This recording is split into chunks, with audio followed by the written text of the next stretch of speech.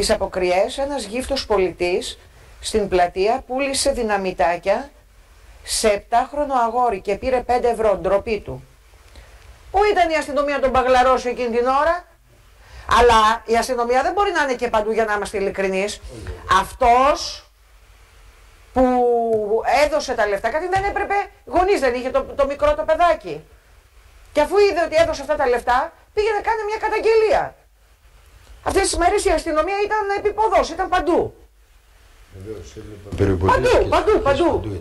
Τι να λέμε τώρα. Πώς πάει και τα δίνει?